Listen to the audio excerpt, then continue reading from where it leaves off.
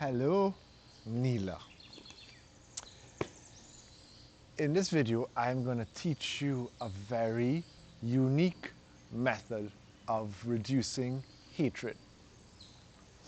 But before I tell you about that, I want to first respect and honor hatred. Because in this world that you are living in, there is a lot of danger. There is violence. There are wolves and hyenas that will hunt you, that do not want what's best for you, that will manipulate you and will take advantage of you and will harm you. And we need a backbone. We need strength. We need anger. So before I tell you how to reduce anger and hatred, I first want to make sure that you know that I am not saying to eliminate anger and hatred. That anger needs a place, a seat at your round table. It needs a voice in your decision making. It will protect you. And as for someone who had to develop anger, who I didn't have the capacity to be angry, a lot of trouble happened in my life because I wasn't able to stand up for myself. But anger is like a fire, and a fire can cook you some dinner, a fire can keep you warm in winter, but a fire can also burn down your house. So you want to use anger like a skilled warrior, but you don't want to be used by anger, because then you'll be consumed by anger. And then life will be hot. Life will be on fire, and nobody likes that. So what do you do? What do you do when anger consumes you? When it's not useful anymore? When you're in trouble? We're going to look at, again, the Dhammapada Verse 3 to 5 and see what Buddha has to say. This book has my commentary on the Dhammapada. Verse 3 to 5. He abused me. He beat me. He defeated me. He robbed me. In those who harbor such grudges, hatred will never cease. In those who do not harbor such grudges, hatred will cease. Hatred never ceases by hating. Hatred ceases by love alone. This is an ancient law. So that's Buddha's teaching. And he begins by acknowledging the violence in the world. Abuse, being beaten, being defeated, being robbed. This might fall under his necessary suffering. The suffering that comes with a human body and interacting in a world with other other humans who may not be as conscious of themselves as they would like to be. And he's saying that if you hold hatred for the people who have harmed you, you will continue to be consumed by hatred. And he provides a solution. That solution is hatred ceases by love alone. But let me ask you this. If you are in a big fight with someone, let's say your lover or your boss, and a friend came to you and just said, well, why don't you just love them? Why you're so angry? Just love the person who is manipulating you and causing you harm. Just love them. Why you don't just love them? Doesn't that make you want to like strangle the other person? Don't you feel violated in some way when someone is pushing love onto you? And it's not that Buddha is wrong, it's that how it's translated into English is not as accurate as it could be. The word love in the original language of the Dhammapada is avera. I may have pronounced that wrong. The word is avera, and it means non-hatred. So he's saying hatred ceases by non-hatred alone. So a good symbol that we can use for that is that the fire of hatred ceases when you stop adding in fuel to the fire of hatred. Non-hatred is a negative connotation. Negative meaning not bad, but negative meaning to withdraw or to reduce. So to reduce hatred, it makes complete sense. If you stop adding in fuel to the fire naturally becomes smaller, and heat. Sammy is here, my dog. Sammy, do not throw down the camera, or else I will have to apply non-hatred onto you. So that's what they're saying. Don't add love to the fire of hatred, because it's not going to out it. Reduce hatred. As you reduce hatred, this is important. As you reduce hatred, as the fire gets smaller, what naturally happens? The temperature decreases. It becomes cooler. It becomes more chill. And what that means in the context of hatred is that as hatred is reduced, the opportunity for love increases. Opportunity for compassion and empathy increases. And so non-hatred is the prerequisite for love. But we can't jump over non-hatred.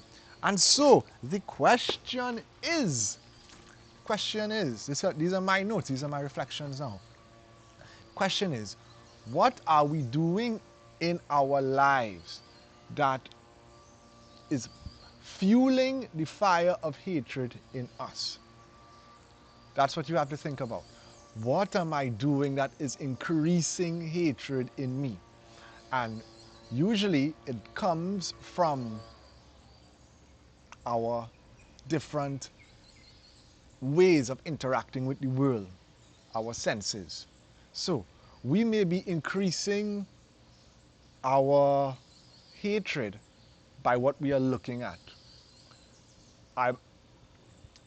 On social media, for those who have ended a relationship, one way to increase hatred is to look at your ex-partner's social media. Another way is through our speech. In this world, I would say there's not... People do fight, of course, with hands and big stone and in Trinidad, cutlass, swords. But that's not the most of the population. Most of the population is fighting with their words. And so, one way of reducing hatred is to reduce your speech and the form of communication that you're giving out. But I cannot answer that question for you. You have to think in your life, what are the ways, what are the things that I'm doing internally and externally that are fueling the fire of hatred? And then I thought a little more deeply about this and came up with this metaphor of non-hatred, how to apply it in real life. And so, non-hatred for me, let's look at the context of a battlefield. In a battlefield, if you were to apply non-hatred, the first thing you would do is you would put down your weapon. What are the weapons in your life that you're using to spark hatred in other people and to maintain a relationship, a dynamic of anger? And for most people, it's this phone. They're messaging hatred, hate messages to other people. They're online spewing hatred. They are, again, with speech, your weapon is your voice. And so many people who have been harmed, who are victims, who may be even villains, what they do is that every opportunity they get to spew hatred, to repeat this negative story about themselves and other people, they continue to do that. And so the first step in non-hatred, in the battlefield of life is to put down your weapon. The second step in the battlefield of life is to take off your armor. What is the armor of hatred? For me, in my reflection, I saw that the armor of hatred is the idea that I am right. When you are equipped with an idea that I am right, you will enter into battle. You'll be willing to take blows from the enemy because you know no matter what they say, you are right. So we have to take off this. This is another step in non-hatred. Take off the idea that I am right. Then what happens? Then you are standing in a battlefield naked. You have no weapon, you have no armor. You cannot attack, you cannot defend. And what happens to you then is at the heart of non-hatred. For me, in my reflection, this is at the heart of non-hatred, and this is vulnerability.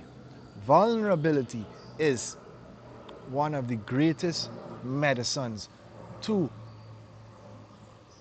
heal a relationship that is filled with animosity.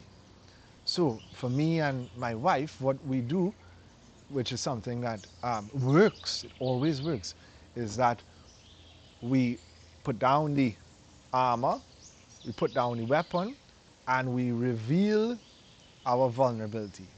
And this is showing the wound. So in a battlefield, the most vulnerable thing is to show your wound. And this, I'm not recommending this to be done with everybody. Some people will stab you in your wound, but if there's a relationship that has a solid foundation and both of you all want to grow together, this revealing your wound is like such a beautiful medicine. So for example, I may once or twice have forgotten to do the dishes. I don't know, maybe it was my fault. And my wife and I may get into a bit of she may say something like, it may come across a bit harshly to me. And for me to reveal my wound is for me to say, I feel hurt.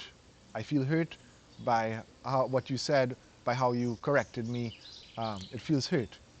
And that's one level of the wound, the immediate wound. And then there's a level that goes deeper for me.